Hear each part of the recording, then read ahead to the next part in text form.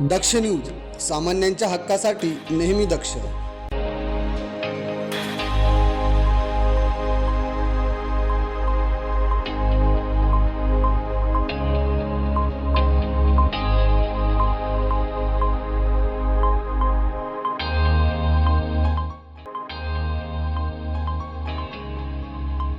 नाशिक शहराच्या विकासात उद्योजकांचा आणि विविध क्षेत्रातील सेवाभावी संस्थांचा वाटा हा अत्यंत मोलाचा असतो.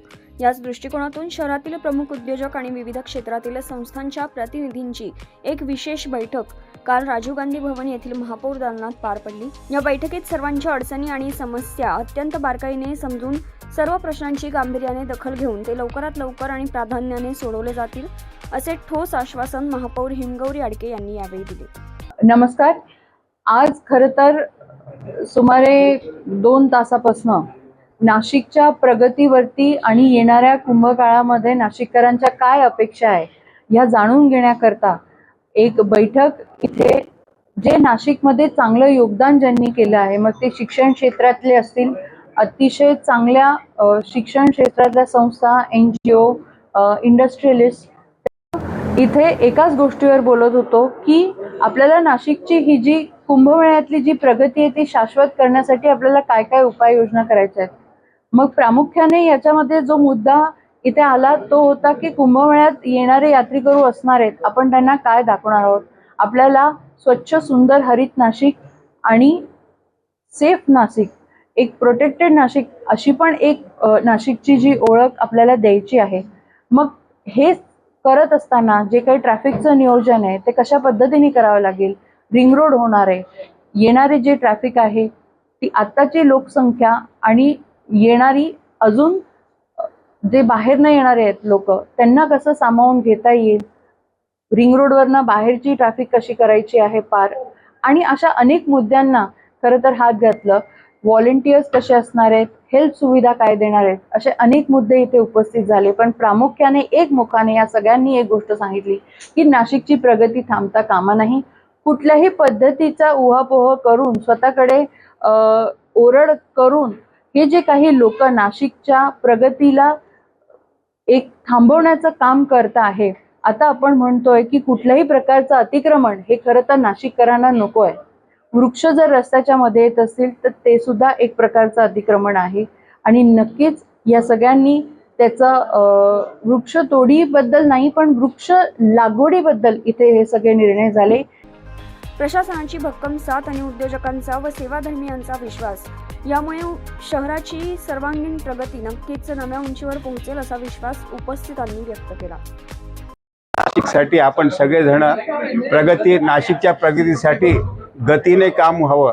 जर गती असेल तर प्रगती होते आणि आपण सगळे वृक्ष लावणारेही आहोत. पण जर प्रगतीच्या आड वृक्ष आलेलं असेल तर प्रगतीच्या आड आपल्या सगळ्या आपल्याला बाजूला कराव्या लागतात, त्याशिवाय प्रगती होऊ शकत नाही. आणि ज्यांना याच्यात विरोध करायचा असेल त्यांनी प्रगतीच्या दिशेने यावं, स्वतःची गती दाखवावी आणि निश्चित ती प्रगती होईल. केवळ शायनिंग करायची किंवा विरोध करून मोठं व्हायचं अशी जी वृत्ती, मानसिकता असते ती ठेचली जाते, ती कमी केली जाते. म्हणून चांगली मानसिकता अशीच असते की गतीला साथ देणं, प्रगती करणं.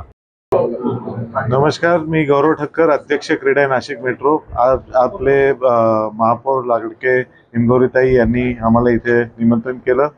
कुंभमेळ्याच्या याच्यावर कशी डेव्हलपमेंट नाशिकची व्हावी याच्यावर चर्चासत्र होतं आणि आय थिंक अतिशय चांगला इनिशिएटिव्ह आहे.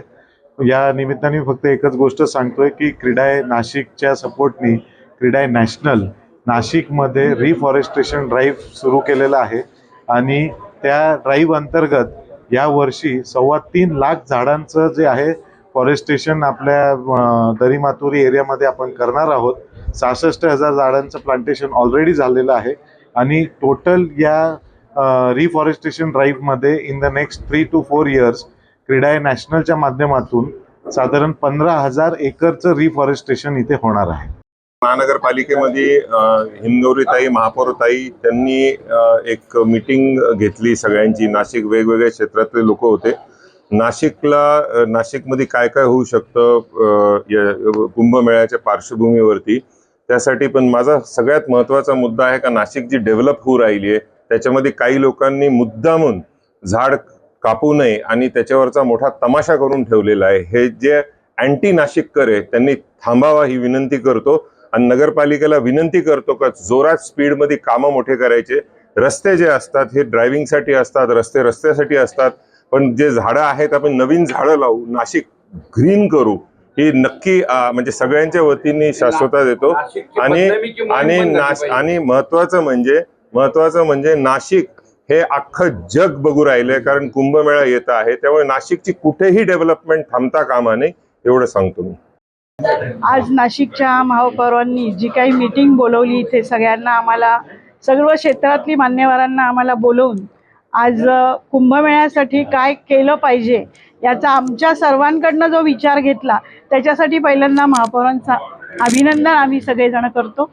कारण येत्या कुंभमेळ्यामध्ये ज्या काही अडचणी येणार आहेत त्या फक्त कुंभमेळ्याच्या नसून नाशिकच्या विकासासाठी कशा उपयोगी ठरतील यासाठी त्यांनी आमची सगळ्यांची मतं जाणून घेतली. त्यामध्ये हरित नाशिक, सुंदर नाशिक कसं बनेल या दृष्टीने आम्ही सगळ्यांनी त्यांना योग्य तो विचार दिलेला आहे. आणि नाशिकमध्ये आमच्या महिलांसाठी आम्ही एक क्लस्टरची सुद्धा मागणी त्यांच्याकडे केलेली आहे. तर आणि एक टेक्स्टाईलसाठी काहीतरी प्रयत्न व्हावा ही पण एक मागणी आहे. आणि ट्रॅफिक वगैरे या समस्या आता या सगळ्या विचारांमधनं त्या सोडवणार आहेत.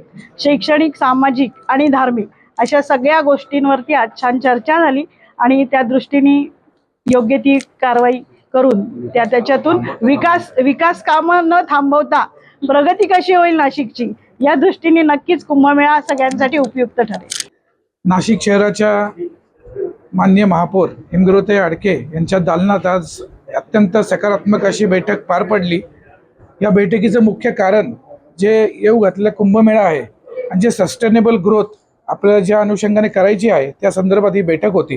तर Nashik industries and manufacture association जी 16,000पेक्षा जास्त उद्योगांचं प्रतिनिधित्व करते, या अनुषंगाने आम्ही इथे 2 महत्त्वाचे मुद्दे मांडले की जे विकासाचं जे धोरण आपण नाशिक महापालिकेमार्फत जे अवलंबलेलं आहे त्याची सस्टेनेबिलिटी हवी. म्हणजे आपण जे विकास कामे करीत आहोत ते आत्ता फक्त कुंभमेळ्याच्या दृष्टीने न करता भविष्यात सुद्धा नाशिककर म्हणून म्हणून आपल्याला कसं त्याचा उपयोग करता येईल त्या अनुषंगाने ही कामे झाली पाहिजे.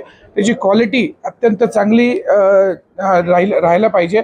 आणि दुसरं सर्वात महत्त्वाचं जे आज आपण बघतोय का अत्यंत मुख्य असा मुद्दा नाशिककरांसाठी झालेला आहे की आपल्याला नाशिक हरितसुद्धा ठेवायचं आहे आणि विकाससुद्धा साधायचा आहे.